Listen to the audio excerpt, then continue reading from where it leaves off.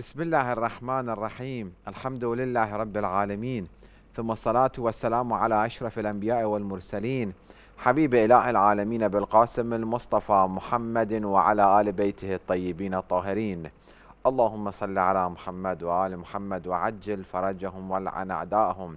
Respected brothers and sisters, viewers of Imam Hussein TV 3, Assalamu alaikum wa rahmatullahi wa barakatuh. By the blessing of Allah and Ahlulbait alayhim salam, I have been honored to be amongst you for another episode of tafsir of the Holy Quran, which we are discussing the verses of Surah Al-Baqarah, chapter 2, and we are mentioning and we are bringing the narrations of Ahlulbait alayhim salam to elaborate and to clarify and to make these verses more understandable, inshallah. If you remember, within the previous episode, we did chapter 2, verse 30 and 31, 32. We reached a place where Allah subhanahu wa ta'ala, after He created Adam, Prophet Adam ala nabina wa alayhi salam, and told the angels that I'm going to create, and the discussion and the dialogue that happened between Allah subhanahu wa ta'ala and the angels. And then right now it was the time for them to do sujood, to prostrate to Adam ala nabina wa alayhi salam, where Allah subhanahu wa ta'ala says in chapter 2 verse 34, وَإِذْ قُلْنَا لِلْمَلَائِكَةِ اسْجُدُوا لِآدَمَ فَسَجَدُوا إِلَّا إِبْلِيسَ أَبَى وَاسْتَكْبَرَ وَكَانَ مِنَ الْكَافِرِينَ. And when we said to the angels, prostrate before Adam, they prostrated, meaning all the angels, but not Iblis. He refused and acted arrogantly, and he was one of the faithless. We need to pause here and see what is this verse is trying to teach us. What is the message of this verse? Every verse within the Holy Quran, every word within the Holy Quran, every story and example and parable that Allah subhanahu wa ta'ala brings is alive today and can teach us a lesson if we look at it with an eye and with a perspective that we want to learn something from it. Not that we are just reading and passing by for the sake of thawab. What is thawab? Us looking at the verse of the Holy Quran, us looking at the pages of the Holy Quran, there is a reward. But we can benefit more from it, from the Holy Quran, if we think and ponder about, again, each word, each phrase, each verse, each story, each parable that Allah subhanahu wa ta'ala has within this Holy Quran. So we want to see what is Allah subhanahu wa ta'ala is trying to teach us, what we can learn from it. We are not angel, definitely, and we were not ordered to do sujood to Prophet Adam ala nabina wa alayhi salam. Okay, we're trying to focus on Aba wastakbara wa kana minal kafirin. Iblis refused to prostrate to Adam ala nabina wa alayhi salam and acted arrogantly. So let us focus on this arrogant. So making sure that we are not arrogant. So what is the meaning of being arrogant? Takabbur, istikbar, istakbara wa kana min al-kafirin. Meaning of arrogant is thinking of oneself to be in a position higher than what he really is. If you see within other verses of the Holy Quran, where Allah subhanahu wa ta'ala asked him, why did you not pray? Why didn't you didn't prostrate to Adam? He said, I am better than him. You created me from fire, and you created him from clay, from dust, from dirt. And fire is better than clay. So he saw himself and his essence to be higher than Prophet Adam ala nabina wa alayhi salam.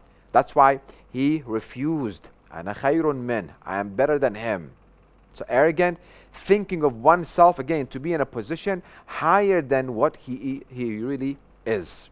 So Satan saw himself higher than the order and the command of Allah subhanahu wa ta'ala also.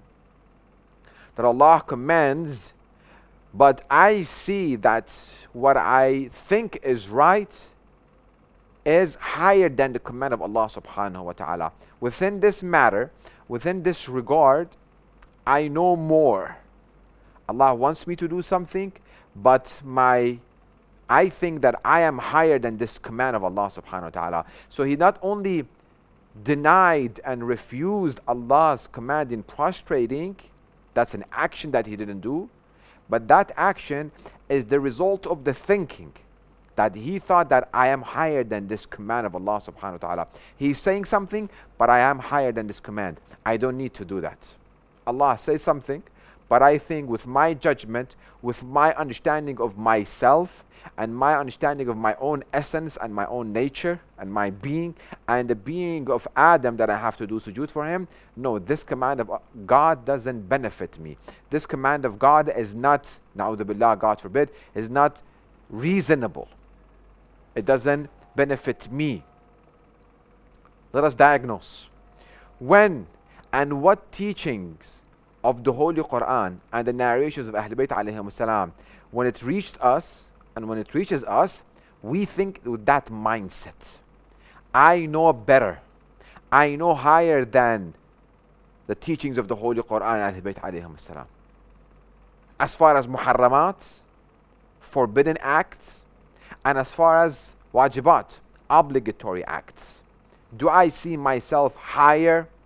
Do I see myself know more than the teachings? How many times I've seen, either joking wise or they mean it. I was reading a saying that anytime that says something and then says, I was joking, well, he meant some degree of what he said. Maybe he doesn't mean it 100%, but he meant some degree of it. Maybe 10%, maybe 20%, maybe higher, maybe lower. That I've seen, okay, Islam, the teachings of Islam, Sheikh, is about 1400 years ago. It suited the people 1400 years ago in Arabian Peninsula. We are within the 21st century. We are the era of AI. We are the era of artificial intelligence. We are the era of internet and technology. These laws don't match with our environment. They don't match with our personality, with our mindsets. We have advanced. We might have to reshape the teachings of the Holy Quran. We have to come up with new ways of practicing what Islam has taught us. We see within this beautiful narration from Ahlulbait alayhim salam, where they state, Halalu Muhammadin halalun ila yawm al-qiyamah wa haramu Muhammadin haramun ila yawm al-qiyamah. That whatever Rasulullah came with and said that these are obligatory acts and these are mandatory and must be applied, it will be obligatory and it will be permissible until the day of judgment. And whatever he said that it is forbidden and you should not act upon it and you should abstain from it, it will be the same thing until the day of judgment. I don't know how some people come and argue that hijab was only for the women of Rasulullah sallallahu alaihi wasallam and women during that time. Us in the 21st century, us in the West, it doesn't apply to us. Khums, same thing. Khums is for a certain, if I don't know a ruling, if I don't know how our scholars who have studied more than 35 years came up with these verdicts and with these fatwas and rulings, how do I argue? How do I come and I say, well, I don't believe in this? Again, then I see myself higher than 35 years of researching and reading. We are not arguing that we must follow a scholar. Not at all. How about I become a scholar myself? I go to a seminary, I study 35 years, and I get the gist of it and I get hang of it, of how to read the verses of the Holy Quran and the narrations of Ahlulbait alayhim salam and come up with a verdict that I can follow my own judgment based on reasoning and proof. But since I don't have this, how about I go and follow someone who already has researched? I shouldn't see myself higher than the command of Allah subhanahu wa ta'ala within obligatory, forbidden, mustahab, and so on and so forth. But Shaitan saw himself. So what we can learn, it's about takabbur, it's about being arrogant. and seeing ourselves above the command of Allah subhanahu wa ta'ala. That Allah has said something is obligatory, I don't pay attention to it. Something that I need to abstain from it, but I can't. It's hard for me. There's a beautiful hadith by Imam As-Sadiq alayhi salam, where Imam states, Imam says, إن في السماء ملكين موكلين بالعباد. In the heaven, there are two angels that are responsible for the servant. فمن تواضع لله رفعاه ومن تكبر وضعاه. If you become humble for the sake of Allah subhanahu wa ta'ala, you show yourself to be humble, they will elevate you. But if you show yourself to be arrogant, if within your personality you are showing that you know better, you put yourself in the position and you claim a property and a territory within the community, a place that you are not in, you're not suitable for, wada'a, they will lower him. And mutakabbir, a person that is arrogant, is not accepted by the community, is not accepted by the people. On the other hand, we see how people talk good about other people who are humble, that this person is humble, he is mutawadi'. We have to be very careful.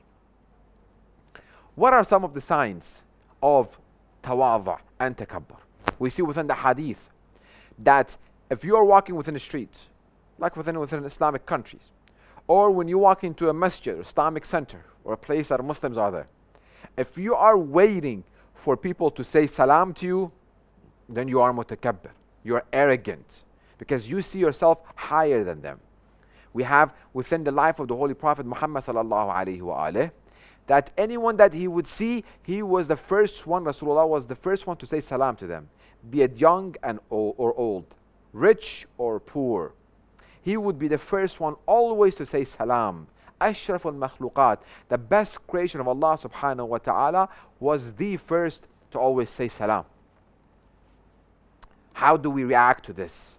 Are we amongst those people who are waiting for people? I'm a scholar, or I'm an elderly person, or I am a doctor, or I am an engineer, or I have some respect within the community. I walk in, I'm expecting people to say salam. That's one way that shows that we are arrogant. Second, we have a story that people, when they would enter masjid, in the mosque of Rasulullah, they would not identify Rasulullah. Why? Because there was no designated area and a higher area for Rasulullah to be seated for people to see him. No, he was wearing the same clothes as everybody else. And when they were about a circle, there was no designated place for Rasulullah sallallahu alaihi wasallam. He would sit anywhere. But when I walk into a place and I'm looking for the best place that I can sit and people can notice me, it's not about that ego. I'm arrogant. I have to be very, very careful. And that takabbur, again, the first sin that was committed, takabbur, arrogant, destroyed a 6,000 years plus or minus couple of years, destroyed all of that worship of shaitan. Where we have a hadith of Ahlulbait alayhi salam that shaitan worshipped Allah subhanahu wa ta'ala more than 6,000 years. Not knowing 6,000 years. Our life, this world, this our time, or hereafter. Sin of takabbur. Why? Seeing yourself higher. Not accepting Allah subhanahu wa ta'ala's command. We have to be careful. We have more to discussion about takabbur and more beautiful stories and hadith and narrations from Ahlulbait alayhim salam. We will leave it inshallah for the next episode. We will conclude with the most important dua, and that is for Allah subhanahu wa ta'ala to hasten the appearance of our beloved Imam Mahdi ajalallah ta'ala faraj al-sharif. Bismillah ar-Rahman ar-Rahim. اللهم كن لوليك الحجة بن الحسن صلواتك عليه وعلى آبائه في هذه الساعة وفي كل ساعة وليا وحافظا وقائدا وناصرا ودليلا وعينا حتى تسكنه أرضك طوعا وتمتعه فيها طويلا برحمتك يا أرحم الراحمين.